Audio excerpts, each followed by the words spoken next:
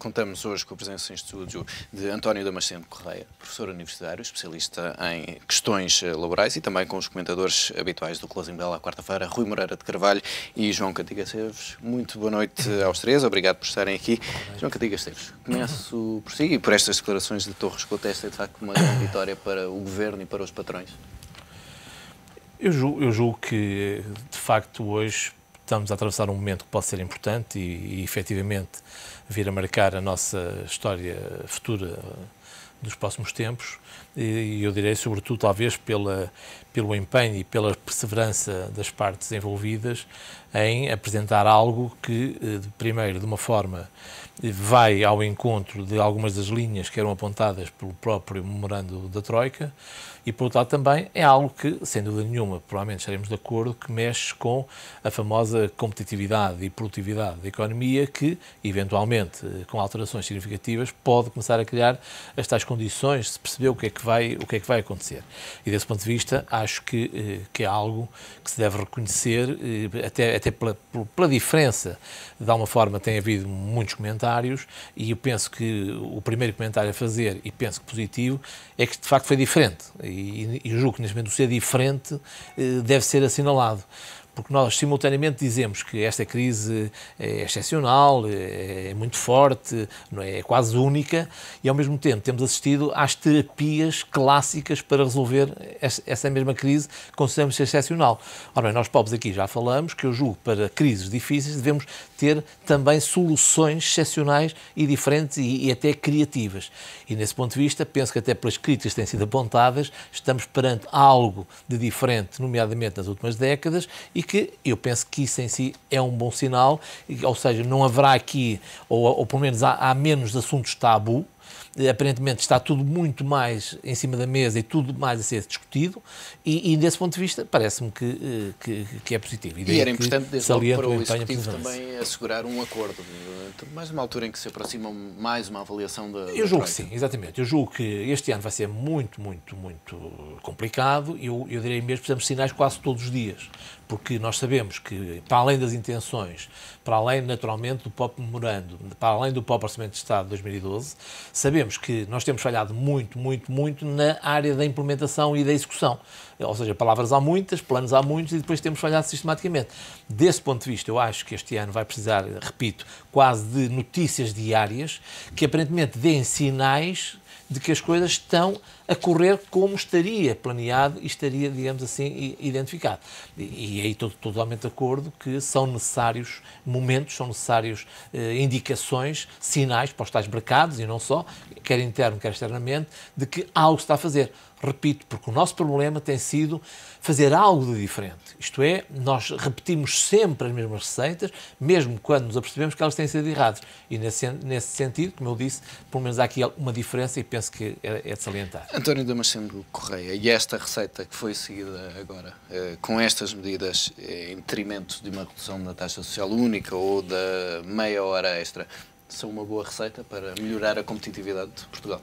Bom, deixa-me, antes de responder sobre a questão, falar um pouco sobre enquadrar esta questão da concertação social. Eu penso que um acordo de concertação social é sempre um bem precioso. É sempre um bem inestimável. Porque, no fundo, dá-se a dois interlocutores a possibilidade de fazer uma gestão partilhada.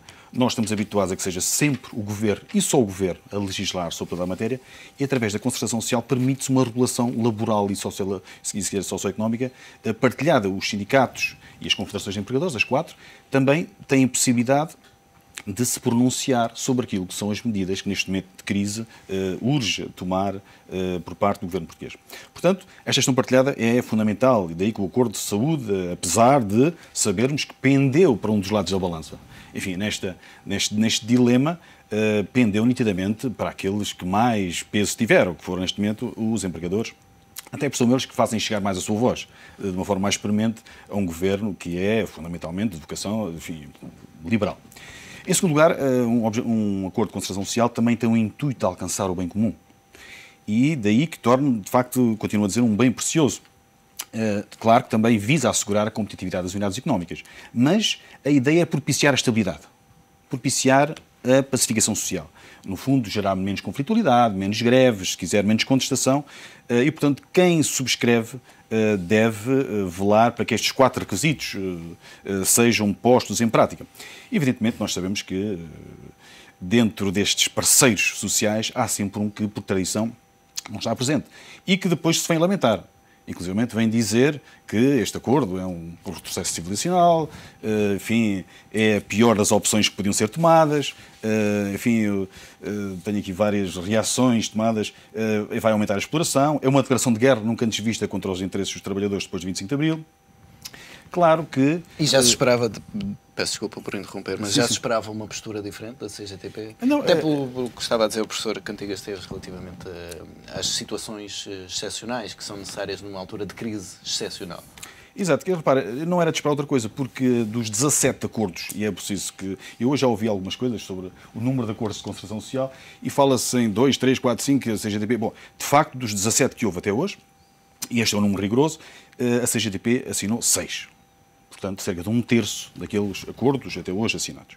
E a CGTP, enfim, assinou-os também, é preciso lembrar, sempre com acordos do Partido Socialista, quer com Sócrates, quer antes com Guterres. Portanto, a tradição é de que nunca assina com um acordo que seja mais liberal, com um governo que seja mais conservador ou mais liberal, na opinião deles. E, portanto, era de esperar que neste momento não assinasse este acordo. Aliás, a estratégia da CGTP é de tentar até ao último momento participar, digamos que em todos os trabalhos, condicionar o resultado final, no fundo, trazer eficácia possível para a defesa dos seus trabalhadores, mas normalmente não assina. Eu recordo de vários que até ao último minuto não se sabia se ia assinar, prometia que, enfim, que tudo aquilo que iria implementar para a defesa dos interesses dos trabalhadores, mas à última hora retirava-se. E esta é a história dos CGTPs. Aliás, em termos de sindicalismo de classe ou de contestação, se quiser, a CGTP insere-se naquela estratégia que é de conflitualidade permanente. A de obstrução, a de não participação, a de não querer cooperar, ao contrário da UGT. E deixe-me dizer-lhe que a UGT, apesar de ter ouvido já hoje manifestas críticas a João Proença, eu acho que teve uma enorme... Não só tem uma enorme importância a UGT, porque é a única central sindical que assinou todos os 17 acordos de concertação social. Repare que se não existisse a UGT, provavelmente nós não teríamos concertação social em Portugal. E isto é uma coisa bastante importante. Quer dizer, a concertação social é uma forma de nós regularmos as questões laborais e económicas de uma forma partilhada. Porque já houve, por exemplo, sobre a competitividade, só para recordar um pouco a história recente, já o ano passado foi assinado um acordo, em março de 2011, como também em 2002 e 2003 houve uma tentativa por parte do governo de Durão Barroso e mais tarde Santana Lopes, e que não foi conseguido. Portanto, esta questão já é recorrente. Não é uma questão de hoje, não é? Esta questão de assinar sobre a competitividade um acordo de concertação social é de facto muito importante. Agora, enfim, sobre aquilo que diz o Carvalho da Silva ou o Arménio Carlos, enfim, são os dois clássicos da CGTP, acho que não vale a pena. Percebe-se o que eles dizem, não é? Mas, naturalmente, é o discurso tradicional. E eu até fico muito satisfeito por saber que, apesar de ser um homem inteligente e, naturalmente, ter algo, enfim, defender bem os interesses da Confederação Sindical que representa, fico muito satisfeito em saber que o Carvalho da Silva, que dentro de uma semana provavelmente vai deixar a liderança. O que significa que provavelmente a CGTP é capaz de ganhar fóruns de maior flexibilidade. Porque a flexibilidade em momentos de crise, pode ter aqui uma abertura diferente. E sim, é porque é fundamental. A flexibilidade é essa capacidade de reação ao mercado ou de antecipar até aquilo que pode ser o futuro. E neste momento de crise, eu acho que têm que ser tomadas medidas de crise. Nós temos que viver, não sempre... Nós vivemos, durante largas dezenas de anos, habituados a uma aquisição gradual e progressiva de direitos adquiridos para os trabalhadores. Foi um tempo que se permitia fazer isso e que era necessário, que nós também tínhamos vivido, enfim, uma longa noite escura de 48 anos durante o salazarismo. Mas era necessário recuperar. Mas agora há que ajustar às necessidades e às exigências que o mercado impõe. Mas estas medidas ajustam-se a essas exigências? Enfim, naturalmente, algumas são polémicas. Até lhe posso dizer que, face aos direitos adquiridos, que há algumas, e já alguns especialistas, tenho ouvido dizer, quer constitucionalistas, quer juslaboristas, portanto, especialistas na direito do trabalho, que algumas que raiam, digamos, com os limites da duvidosa constitucionalidade. Porque há direitos adquiridos e percebe-se. Eu acho que são justificáveis. Mas do ponto de vista estritamente jurídico, é só essa a questão que está aqui em jogo, do ponto de vista estritamente jurídico, percebe-se que alguns deles possam colidir com preceitos constitucionais. Mas, se me perguntar se isto era necessário, eu estou de acordo que sim. Eu acho que é mais do que necessário. É imperativo, de facto, implementar medidas deste género, não é? E deixe-me também trazer para a conversa o Rui Moreira de Carvalho. Rui, ainda hoje João Vieira Lopes, em entrevista ao Económico, dizia que com este acordo consegue-se aqui alguma descompressão social. Mas será que vai ser assim, tendo em conta aquilo que já ouvimos precisamente de Carvalho da Silva e mesmo estas declarações hoje à tarde no Parlamento?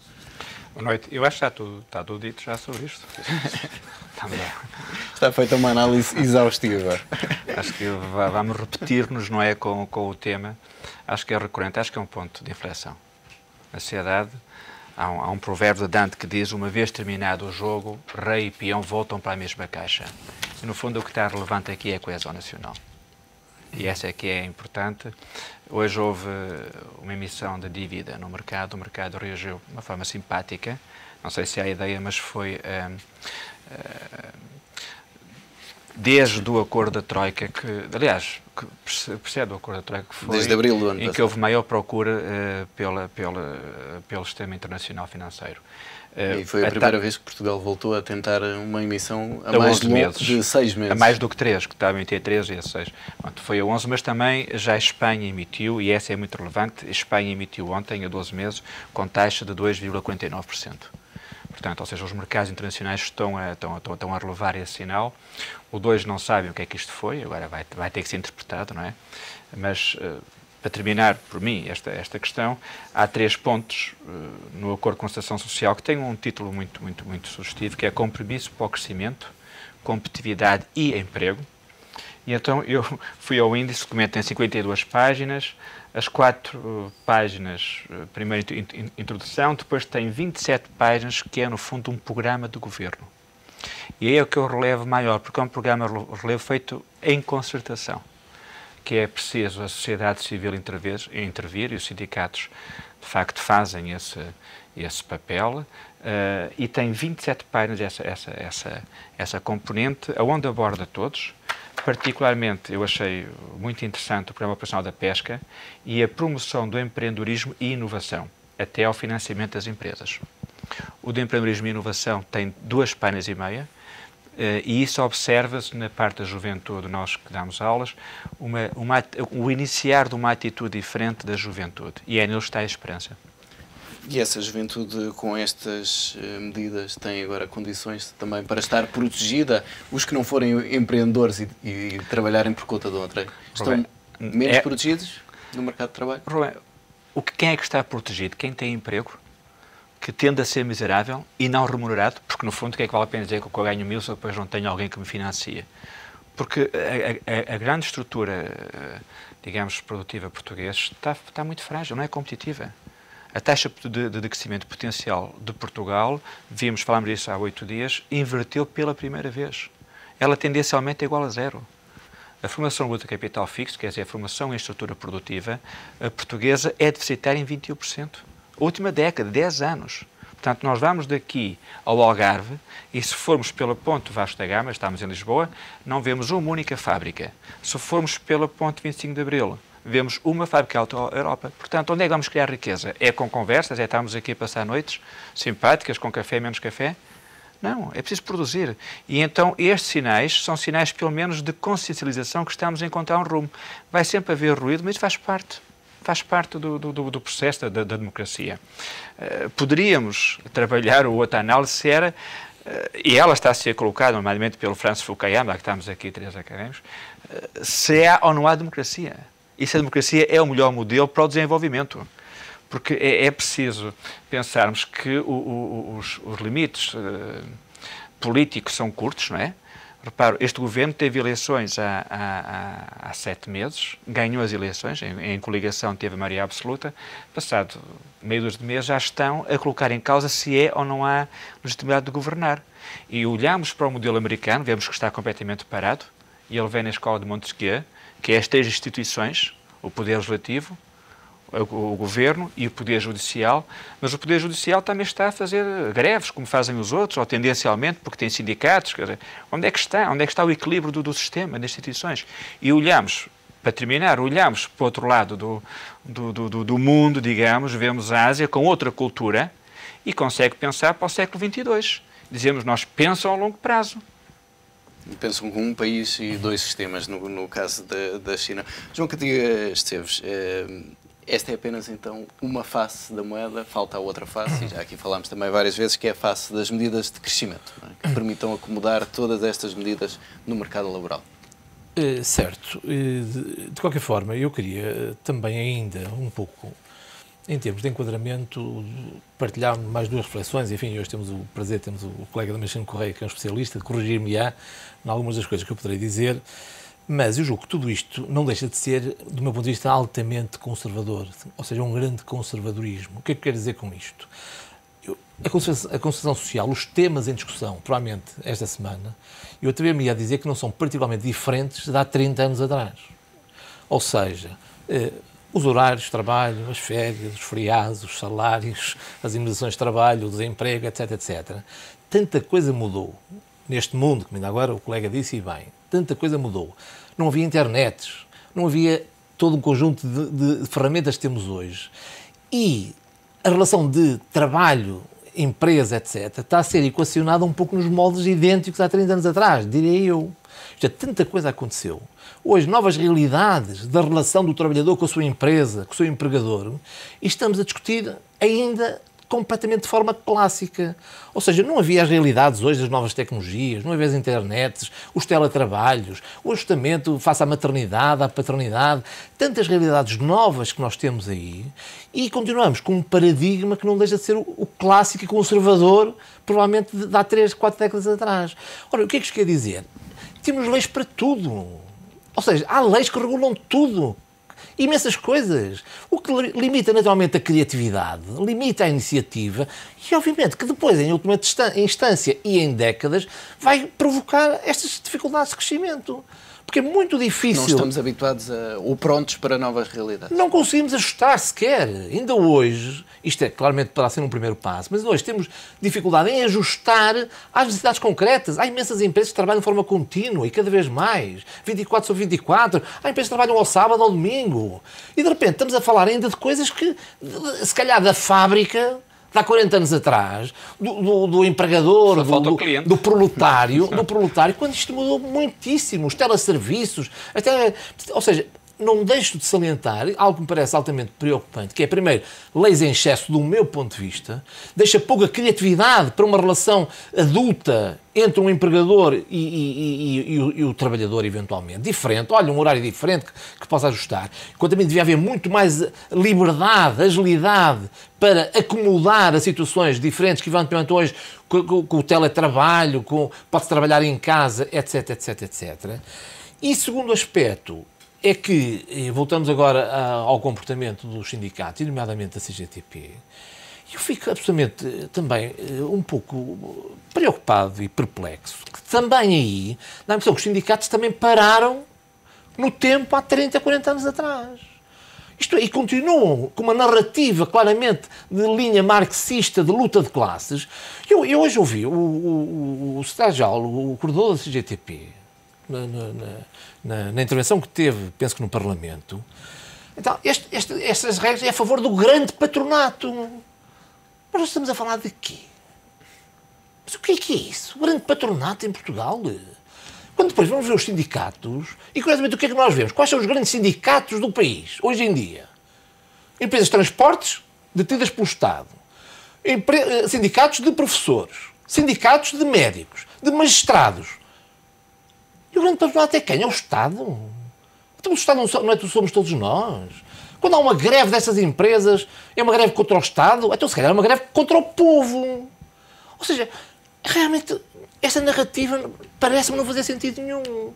Hoje, grande patronato, mas estamos a falar de quê? Novamente, quando também, simultaneamente, dizem que o nosso tecido empresarial são de pequenas e médias empresas. Portanto, há realmente aqui algo que me preocupa e que é preciso ainda fazer muito mais, porque...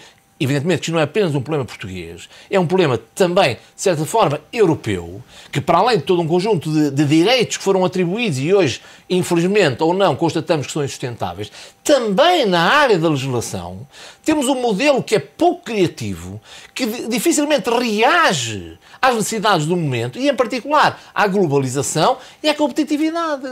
Portanto, é algo que seguramente ainda temos que dar muitos mais passos, porque eu acho que isto ainda continua a ser, digamos, a forma da concertação social, do meu ponto de vista, continua a ser altamente conservadora e, repito, provavelmente não muito diferente do que estava em cima da mesa há 30, 35 anos atrás. Portanto, eu julgo que é algo que ainda merece uma grande reflexão. Damasceno Correia, e esse papel, então, vai passar para as empresas, para estabelecerem novos acordos com os trabalhadores à margem deste acordo de concertação social, no fundo, para se adaptarem a uma nova realidade? Passar para a concertação, para, se quiser, negociação coletiva e contratação coletiva. Bom, aquilo que em muitas matérias, e já podemos agora especificar algumas delas, a ideia é, de facto, deixar à entidade empregadora a possibilidade de ser ela a decidir matérias que até hoje eram deixadas, digamos, à negociação coletiva entre as partes. Mas, como sabe, a negociação coletiva tem estado praticamente bloqueada. Porque, se bem que tínhamos uma central sindical, a UGT, que, enfim, tem uma forma de negociação que é, de facto, facilitadora, consensualizadora, e, portanto, é importante que até... e tem permitido vários acordos importantes em termos de concertação e contratação coletiva, já a outra não. A outra central sindical, estou-me a referir naturalmente à CGTP, bloqueia estes avanços. E, portanto, é justamente por estes impasses, por estes bloqueios, é que nós chegamos a situações de ruptura.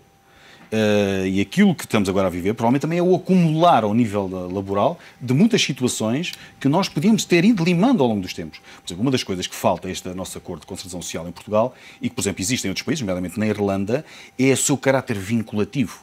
Se a concertação social, já temos 17 acordos em Portugal, 4 no tempo de Cavaco, 6 no tempo de... deixa-me lembrar, de Sócrates, 6 no tempo de Sócrates, e agora este último faz, de facto, 17. Ao longo dos tempos, muitos deles não tiveram, digamos que, eficácia prática. Estou-me a lembrar daquele que foi mais importante de todos, mas pela sua duração, que foi o de acordo 96-99, Acordo de Concertação Estratégica do tempo de Guterres. Esse acordo... Assinado por unanimidade. O único que foi assinado por unanimidade. Não. A CGTP não assinou. Aliás, a CGTP durante 15 anos não assinou. O primeiro que assinou foi em 2001. Curiosamente, o primeiro pacto social que há em Portugal é em 86, na altura de Cavaco, e o primeiro que é assinado pela CGTP é só em 2001.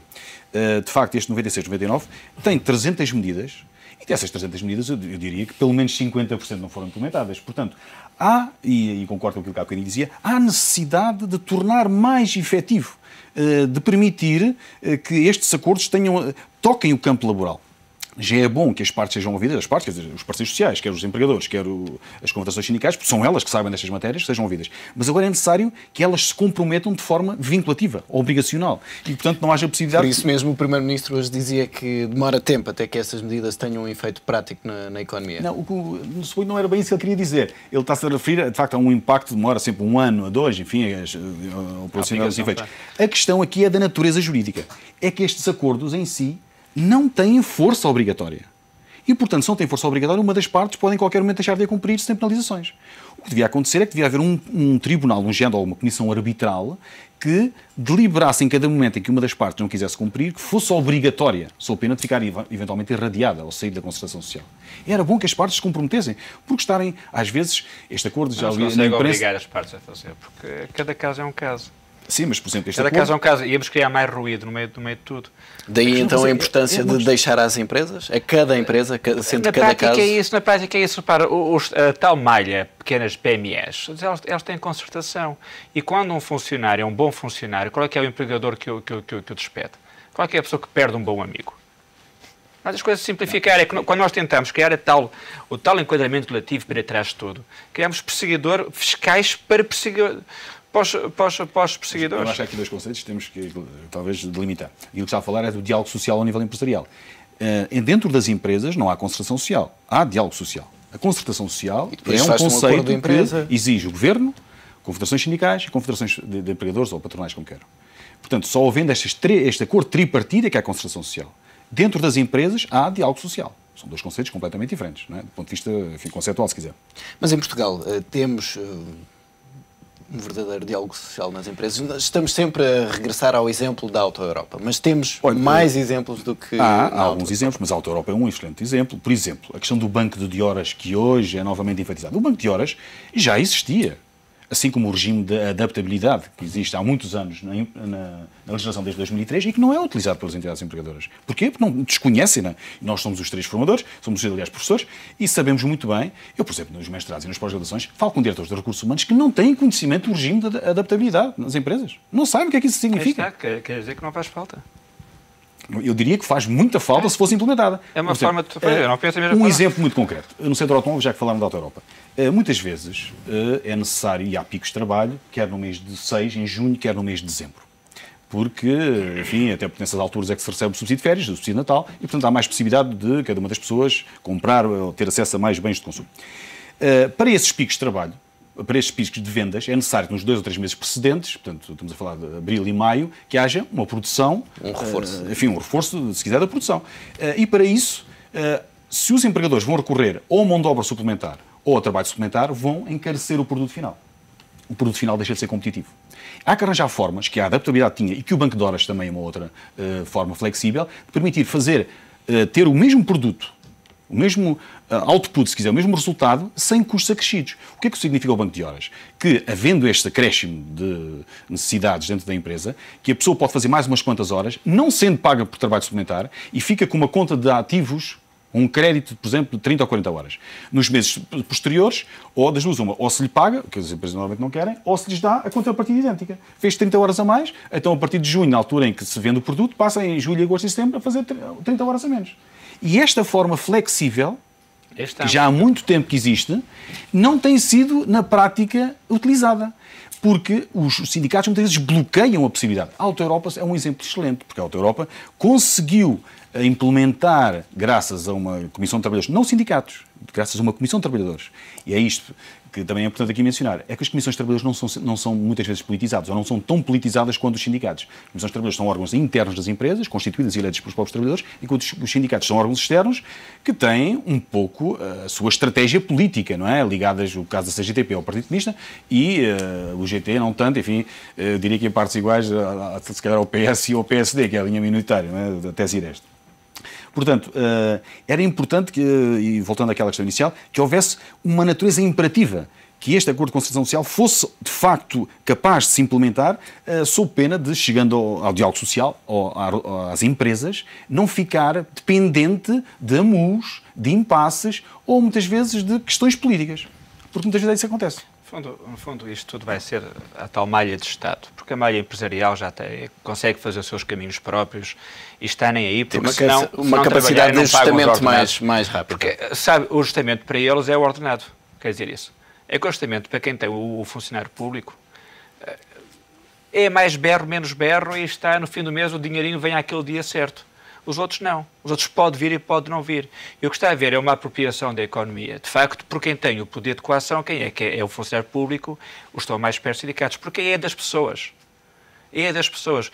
Pode haver belíssimos sindicatos que fossem prospectivos, e nomeadamente aqui a grande vitória foi do João Proença e foi do Álvaro Santos Pereira, que mostraram que, de facto, a economia não é no grito, é a longo prazo. E, no fundo, aquilo que o Ruben estava também a colocar, que o Primeiro-Ministro poderá ter dito, é que estas coisas só vêm a médio prazo.